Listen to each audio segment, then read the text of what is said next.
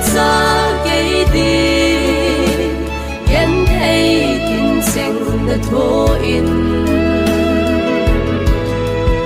gian phố riêng dòng nô mà gió đắm gì lâu hé nu này ngày lụt nào sang nghe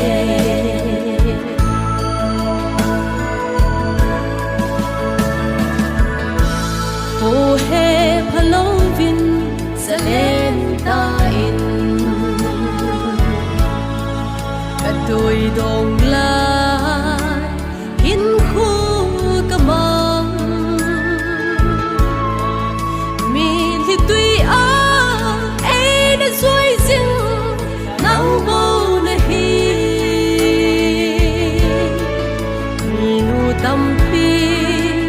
riêng giống lệ he nu nang na pa pe le he nu na man tam me đã xa gây đi yên thấy tin sinh đã thô in gian phố riêng dòng nô mà gió đắm gì lâu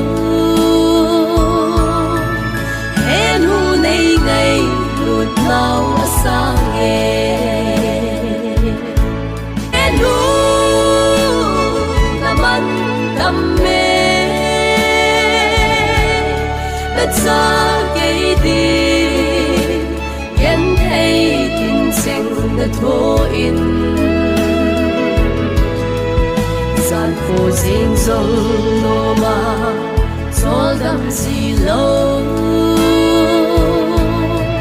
hé nu này ngày lụt nào sang nghe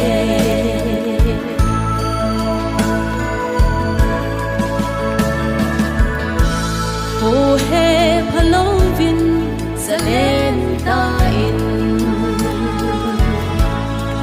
cả đôi đồng lai in khu cả mong mi thì tuy ai đã xuôi riêng nắng vô nơi hi mi nu tâm pi riêng giống lệ he nu nang na pa pe le he nu na man tâm mê đã xa gây đi yên thấy tin sinh đã thô in gian phố riêng dòng nô mà gió đắm gì lâu hé nu này ngày lụt nào sang nghe hé nu na man tâm mê đã xa gây đi yên thấy tin sinh đã thô in gian phố riêng dòng nô mà gió đắm gì lâu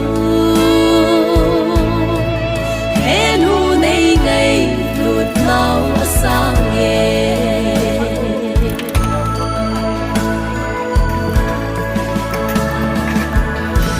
ô he palovin sa lên ta in cả đôi đồng lai in khu cả mong mi thì tuy ai đã xuôi riêng nắng vô nơi hi mi nu tâm pi riêng giống lệ he nu nang na pa pe le he nu na man tâm mê đã xa gây đi yên thấy tin sinh đã thô in gian phố sinh dòng nô mà gió đắm xì lâu hẹn hù nay ngày lụt nào xa